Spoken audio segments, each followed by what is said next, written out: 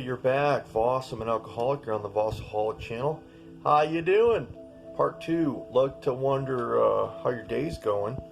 How you doing? Welcome back to my channel. Yeah, so weird. I don't like basement apartments, but this is a great deal, great location. And good night. The sun only comes in like for 40 minutes, so I gotta be the actor and stage the lighting to serve you. So maybe that's a good thing. And sometimes I talk about pride, okay? And so there's family pride, like when you're in a family group and you talk about, oh, my son just graduated college, my daughter just, went to basic training in the Army, or, whatever your family members are doing that you allude to that you're so pumped for, that's good pride, that's healthy pride. So you also think of like lions and their pride, okay? And so my guys are my pride, I have sort of like used up a lot of my carnival tickets in partying and probably in like possible healthy relationships, and I'm getting kind of old and may not ever have kids. So I don't know if God's preparing me to have, and I guess it's just ego to want to have 4 to 6 kids. Like, that's a lot of time.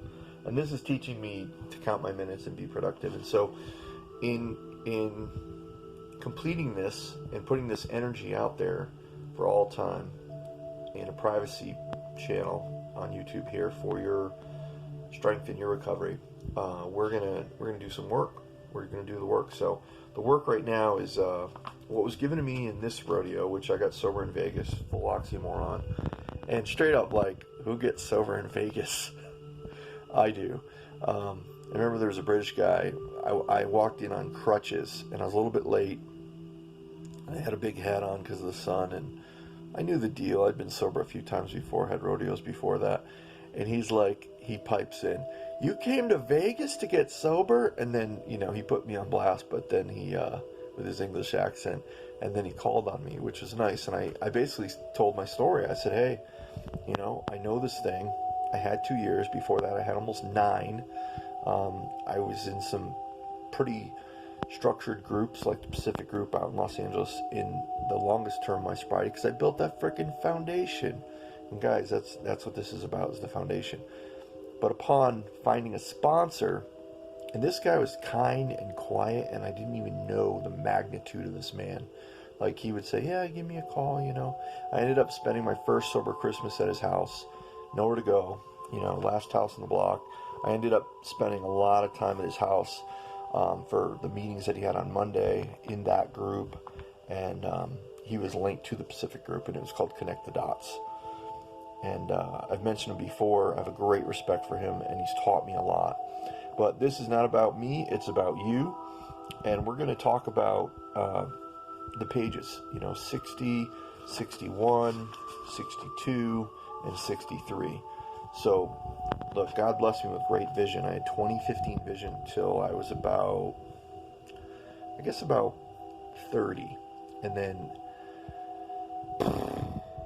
when I exited the Army, I shot expert. I was a great shot. I should have been a Cav Scout. I should have actually been a sniper, but I didn't know how awesome that would have been. You're sort of in a place where you are protecting your guys, from afar. And I had eagle eye, and I spent time with a gal pal of mine who, her eyes are incredible. She can see really well. Well, I have reading glasses on, and I have 2015 vision, and it feels like it's really getting worse, and I have to squint. And I think I allude to that because this chapter is about control. It's about, we want to control the show. We want to control everything. Be the actor. So let's dive. Let's deep dive. Buckle up. We're going to do some work here. So we left off on the end of page 60.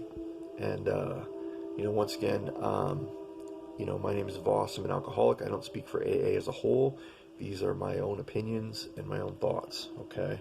And if you have the access to this channel, you're someone I care about and love. And I'm either your grand sponsee or your grand sponsor. Or listen, my freaking lieutenant, my sponsor, he calls me his sponsor, and it and I'm dyslexic, so it like, oh my gosh, I get so confused. But he's like, no, you're keeping me sober. and it's just a head fuck. I don't know. It's funny, but it's like maybe the wisdom will kick in what he's trying to teach me. I don't know. I don't understand, but it's some like next level shit maybe. I swear I apologize. I should find better words to impress, but I think that's how I express my passion and emotion. So we're on page 61, and it starts off, if his arrangements would only stay put, if only people would do as he wished, the show would be great. Everybody, including himself, would be pleased. Life would be wonderful. In trying to make these arrangements, our actor may sometimes be quite virtuous. He may be kind and considerate and patient and generous, even modest and self-sacrificing. On the other hand, he may be mean, egotistical, selfish, and dishonest. But, as with most humans, he is more likely to have varied traits. He or she is more likely to have varied traits. When I give out assignments, it's just assignments that have been given to me that only help me. So what I'm percolating right now is the idea that when I have asked guys to read Bill's story, I want them to definitely relate to how Bill thought, felt, and the actions he took. Okay, and I want you to highlight it, underline it.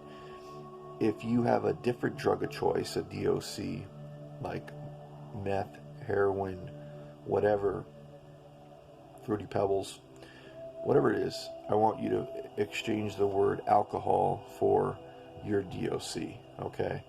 And that's sort of like one of the major beginnings in building the foundation, is to just relate to Bill's story, because when you go to meetings, I want you to sort of have that practice that you are looking to relate to the person's story. That way there you connect. This whole thing's about connecting. And a lot of the reason why we drank is because there was some sort of weird separation. Could be divorce, could be job, could be emotional, could be kid issues. I didn't have a father growing up.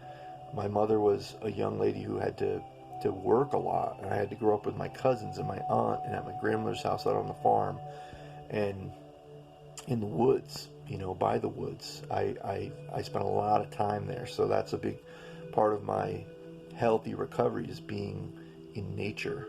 And I encourage you to find sober hobbies. I'm going to be very repetitive when I speak on things. It's just because this is planting the seed. We're doing the groundwork. We're building the foundation, okay? And repetition helps. We forget stuff. I mean, you're here now at a later age probably because you forgot that King Alcohol beats your ass, okay? I got a coworker where he's getting me into boxing and UFC, and I don't like violence anymore. I'm a self-defense man. I know a couple different martial arts for self-defense, but the glamour of boxing and all that, some friends like it. He's a coworker, and we talk about boxing all the time. But King Alcohol in the ring has whooped my ass and invited me back for more. Oh, you'll make a $80 million purse. You'll make a $100 million purse. You'll make a $600 million purse. And it's like that delusion. We're disillusioned or delusional to think that we can drink again. King Alcohol is going to fucking whoop our ass. And when you do step one, that's the whole point, is to talk about where your powerless and unmanageability has happened because of alcoholism, your alcoholism. I'm going to try and make my videos better all the time with lighting, contact, looking into the camera. This is a new piece for me. I want to say this. I have watched a few different segments, and one of the guys I really adore, I didn't like him at first. He's a gruff dude, and he talks directly and boldly, but he's got a lot of viewers, and that's not my jam. I want just the guys in my sponsorship family, or other folks that are friends that I love. When I am in a place in my life which I'm afraid of COVID, I think I already have it, but I'm afraid of a lot of things that are concerns. People rioting, people with guns that are going downtown to damage businesses, martial law. And if that were to ever occur, this channel would go public. and it would just be for people to have as service. That's why I'm doing this recording. I don't know how long I have, and I want to live to be 120. Believe me, I'm taking all precautions. I drink alkaline water so I don't get cancer. I don't smoke. I'm 10 years from my last cigar. I quit alcohol. I've been battling that out for 25 years. I'm 5+ years sober now. All right, first paragraph on page 61. What usually happens? What usually happens to you when you drink, my friend? What happens to you usually when you try to run the show? When you are the actor arranging the lights?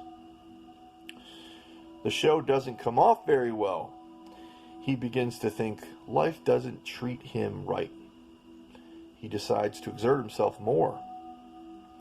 He becomes, on the next occasion, still more demanding or gracious, as the case may be. Still, the play does not suit him. Admitting he may be somewhat at fault, he is sure that other people are more to blame. He becomes angry, indignant, self-pitying. Pour me another drink, Raging Bull. That's you, buddy. He becomes angry, indignant, self-pitying. What is his basic trouble? Is he not really a self-seeker, even when trying to be kind? Is he not a victim of the delusion that he can wrest satisfaction and happiness out of this world if he only manages well?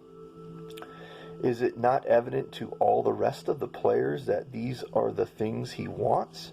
And do not his actions make each of them wish to retaliate, snatching all they can get out of the show? Is he not, even in his best moments, a producer of confusion rather than harmony? Okay, I have two thoughts I'm going to just allude to. Look, I was in a play in my sophomore year of college, and I had gone to one college on the East Coast in Springfield, Mass, junior college, pre-law, poli-sci, law enforcement. Wanted to be a state trooper, and they made a lot of money, and I wanted to be a sheepdog. I wanted to protect people. However, alcoholic, you have kind of construed thinking. Went to California, Santa Monica College, wanted to play football at UCLA. Went there, but I liked theater, and I wanted to go to UCLA's theater, film, television school, elite. I mean, we're talking like USC Film. It's huge. It's a number 1, top 5 in the country. You're made if you go to these schools and you do the work. You have high success rate. So I did a play, and I auditioned for Fiddler on the Roof. Okay, I have a large connection to Jewish people. Okay, and I'll go into that at another point a little bit later. So I'm doing this play. It's a musical, and I'm a Russian soldier. I wanted to lead Perchek, but I had been on crutches from March Madness. I had some Asians I was playing ball with at UCLA, Korean kids, and they were shorter, and they swept the leg, Daniel-san, sweep the leg, Cobra Kai. These fucking kids, they took out my ankles, like literally they boxed me out and hip checked my knees to knock out my legs, and I rolled my ankle. So I auditioned on crutches, with a freaking grapefruit size ankle. Didn't get Perchek, but I was a Russian soldier, which was kind of like the bad guy. I was tall, it fit. But look, it's Santa Monica, it's Los Angeles. There are a lot of Jewish people. And what do they like to see when they're in their older years? They want to see their legacy, their heritage. And they want to see, Fiddler on the Roof. They want to see and hear Jewish music. They want that culture. So this knucklehead, okay, I stole the show because it talks about this passage. I did like a Heil Hitler symbology thing, like I hit my chest and did the arm out thing. Awful. I was also stoned. I was a little, I smoked the weed before the show. And I think it was like our opening weekend too, and the house was packed, like 200 people. Maybe only 98% of them were Jewish. And holy shit, the director, like as soon as the curtain dropped, we come out, we do this whole thing. The lead gets Reb Tevye, he comes out and all, and then us like smaller players come out. The curtain closes. The fucking director, she fucking beelines it through all the people, and she comes up. She's like, "What the fuck were you thinking?" You know, I wanted attention, you know, and I could relate to this. Another humbling that I connect to on this passage, and I want you to kind of reflect on your own connections, and maybe keep a journal, and as you need to write about things that you feel like you want to not forget, you know, that come up for you. That's what this is for me. I mean, I've been in this thing 25 years, a long time, and I'm giving this because I don't know what's going to happen in our country, and I'm a fighter. And you know what's funny? Not funny, is that I just read that I kind of forgot this, is that whenever there's a situation in the United States where there's a threat, and this happened to me twice. When I got out of the Army, okay, I was selling cars, Chevy, Volkswagen. I got 2 fucking calls. This is upsetting and scary. From the Pentagon, okay, from the Department of Defense. They call me up. Hey, how's it going? We want to see if you're interested in coming back, and if you'd like to meet with some of our recruiters to re-up. You know, re-upping is the term to sign up again. And I was like, you know, I'm respectful, but I'm kind of saying this the way I feel. I was like, how the fuck did you get my number? What the fuck? You know, like, it's not even like you can get a cell phone number from the white pages, right? And so that was concerning. I scored really high. I could have qualified for military intelligence, but I shared that I needed a waiver. They wanted a high-speed guy.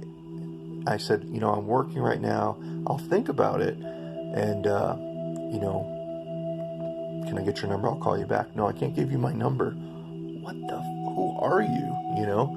So there's pros and cons to that. That was weird and awkward.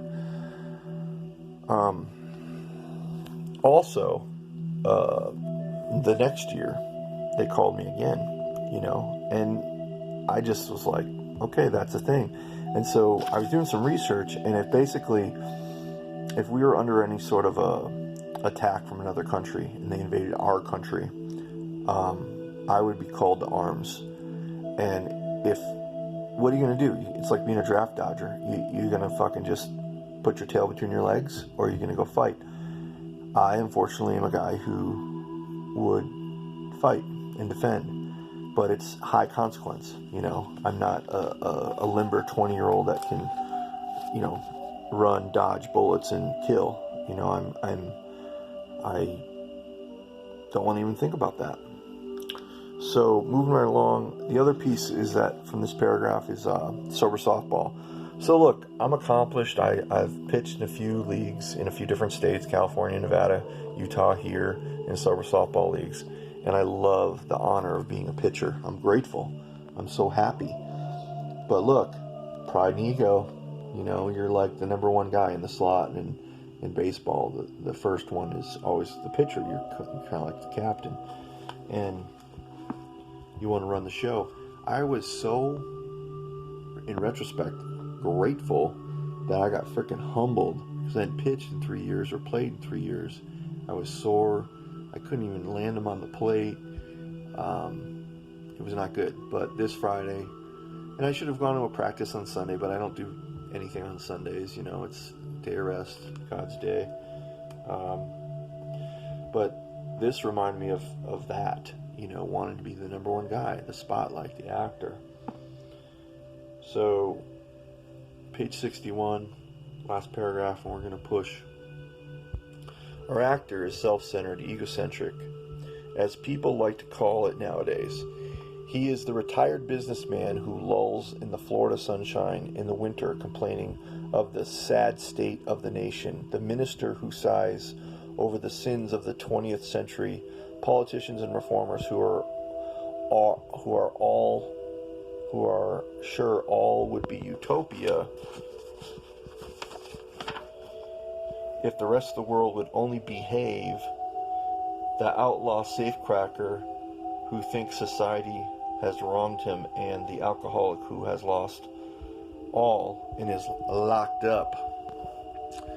What up, LA County Jail? What up, Salt Lake County? You know, and when people talk about their experiences now, like, gosh, there's so many people in my sphere of influence that have talked about possibly going to prison, being in prison, having had gone to prison. You know, like, these are not things I want to talk about. But here, Utah's very strict, and people get fucking wild in here. They wild out, and that makes sense. But so a little tidbit on this piece is, you know, what fuels the fire for me is that Bill's kind of like me. He grew up in Vermont. You know, he went to a military school. He was in the service of the country as a veteran. He saw people move to Florida to retire and, you know, become grumpy. But it's about control. Okay, this is about control. It's about step 3, turn your will over to God. You know, I talk faster from the East Coast. I'm trying to jam in some time here. So loud and clear, first paragraph, page 62. Selfishness and self-centeredness, exclamation mark. That we think is the root of our troubles. Driven by 100 forms of fear, self-delusion, self-seeking, and self-pity. We step on the toes of our fellows and they retaliate. Sometimes they hurt us, seemingly without provocation. But we invariably find that at some time in the past we have made decisions based on self, which latter placed us in the position to be hurt. Okay, I'd say that a lot. You know, we step on the toes of our fellows and retaliate. You know, we're playing in the sandbox when we go to AA meetings, and we're dealing with our brothers, our sisters, our fellows, and sometimes we step on their toes. Gossip is a big way to do that. Mind your fucking business. You know what I mean? Like, I allude to things that are funny to me, that are warnings to you, with hidden coded nicknames of people that do stuff that, you know, it's going to lead to a relapse. Okay. I like to put production in, so we have literally 10 minutes to cover 3-4 paragraphs and land the plane on page 63. So what I'm going to do is I'm going to finish reading all this. Okay, you have the availability to pause this. Here's another gem: pause when agitated. But you can pause this video if you feel like you need to write something down. If you're reading along with me and you want to highlight this. This also, it's landing. I'm happy. One of my sponsees reported back to me that he watched this video late at night when he couldn't sleep. So that's what this is for. You know, so that you have connection with me, you have access. I'm starting in a new industry. I'm freaking balls out busy. I have a full life. I don't even have a girlfriend. You know, like, I have a career. A new career I'm starting. You know, and it's just been a wonky time. You know, I'm trying to exercise, get to the gym, play sober softball, cycle, hike. You know, sober hikes are great, folks. If you can get a hold of Silver Lake, they meet at 5:30 at the park and ride at the base of Big Cottonwood Canyon in the summers. But as the light goes darker towards fall, like we're October 1 now, they meet a little bit earlier. They were meeting at 6 o'clock for the Druggy Buggy Dope Fiend Limousine, so that some of these different rehab treatment centers can hike up to a pond, essentially a large pond, and we have a freaking awesome meeting right there. So let's work.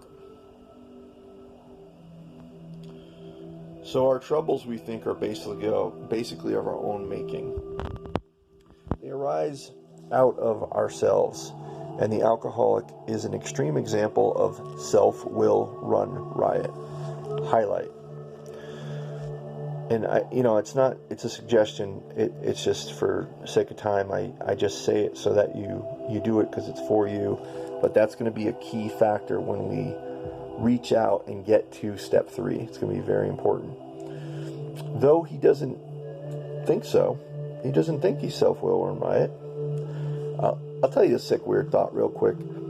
I was wishing that I could be more selfish in this part of my life, because some of my friends that are out there gaining, as far as like gaining better material value success and banking more money, cash money, for trips later, for fucking, who knows, a third pandemic in 10 years. I don't know what's coming, but I learned a lot in this thing, that I should probably have a prudent reserve of like maybe a year's worth of savings or at least 6 months worth of savings, and that is a large number. That's like 20 grand, 30 grand. And I would be okay with having that. And I have some friends that roll that way, but I'm not there yet. We're all works in progress. I got business stuff coming up on here. All right, moving along. We don't think we're self-willed, right? Above everything, we alcoholics must be rid of this selfishness. We must, or it kills us. It fucking does, folks. It leads to options that are risky that could eventually kill us, especially now with fentanyl and heroin. People go to the doctor to they do something stupid to get hurt because they're newly sober, and then they're on opioids, and then they can't get it from the doctor, but they're hooked, so they go street drugs, and that shit has fentanyl, probably from the communist Chinese party. This is what I heard. 53 million pounds of fentanyl was seized in one of our harbors, and they tracked it back to the Chinese Communist Party. Could be fake news, but they are one of our enemies. Above everything, we alcoholics must be rid of selfishness. We must, or it kills us. God makes this possible. So this is step 3. If you're on step 1, this is chew slowly. Okay, you might choke on this steak. All right, you might just still be on Gerber baby food. You can't feed a baby steak. And there often seems no way of entirely getting rid of self without his aid. His is capitalized, so we're getting into some. Hopefully, you've turned your will over to the care of God. Step 3, that's like the completion of step 3. So tread lightly if you're not on 3 yet. I'm not trying to force feed you steak. You're a baby still, maybe. Many of us had moral and philosophical convictions galore. Many of us had moral and philosophical convictions galore, but we could not live up to them even though we would have liked to. Neither could we reduce our self-centeredness much by wishing or trying on our own power. I'm going to reread that. That's pretty profound. Neither could we reduce our self-centeredness much by wishing or trying on our own power. Okay, so this is about power. Our power, God's power, what we understand as power. When you control others, you might overpower them. This is sort of like understanding power. We had to have God's help. Now, you can use a different word for God if you want to use higher power, my creator, whatever that is to you. I just call it that source, God. Okay, last paragraph, page 62. And we are putting the wheels down, and we are slowly coming down in elevation to land the plane. This is how and why of it. This is the how and why of it. First of all, we had to quit playing God. It didn't work. Next, we decided that hereafter, in this drama of life, God was going to be our director. He is the principal. Thank you, Monty. You gave that to me. It took me like 4 days to find this before he assigned it to me. He said, look it up first, which means anyways. He's the principal. We are his agents. He is the Father, and we are his children. Most good ideas are simple, and this concept was the keystone of the new and triumphant arch through which we passed to freedom. I might give you this assignment if you haven't gotten into I think it's episode 17. I made quite a few of these. Last page. Here we go. Buckle up. We're now coming in for a landing. Please put away your devices and your chair food trays up. When we sincerely took, top of page 63, when we sincerely took such a position, all sorts of remarkable things followed. We had a new employer. Being all-powerful, he provided what we needed if we kept close to him and performed his work well. Established on such a footing, we became less and less interested in ourselves, our little plans and designs. More and more we became interested in seeing what we could contribute to life as we felt new power flow in, as we enjoyed peace of mind, as we discovered we could face life success. I got a fake tooth. It's hard. As we discovered we could face life successfully, as we became conscious of His presence, we began to lose our fear of today, tomorrow, and hereafter. We were reborn. Pretty deep stuff. Second paragraph. We were now at step 3. Many of us said to our Maker, as we understood Him, God, I offer myself to Thee. This is the third step prayer. Highlight it, write it down. You're going to own this after you complete step 3. God, I offer myself to Thee to build with me and to do with me as Thou wilt. Relieve me of the bondage of self, that I may better do Thy will. Take away my difficulties, that victory over them may bear witness to those I would help of Thy power, Thy love, and Thy way of life.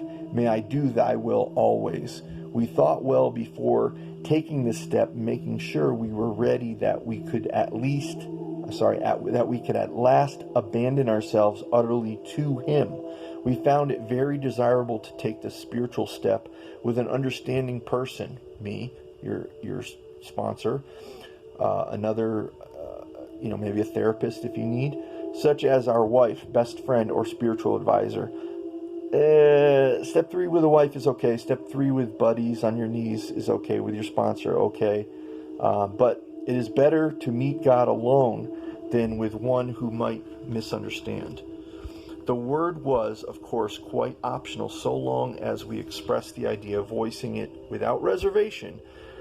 This was only a beginning.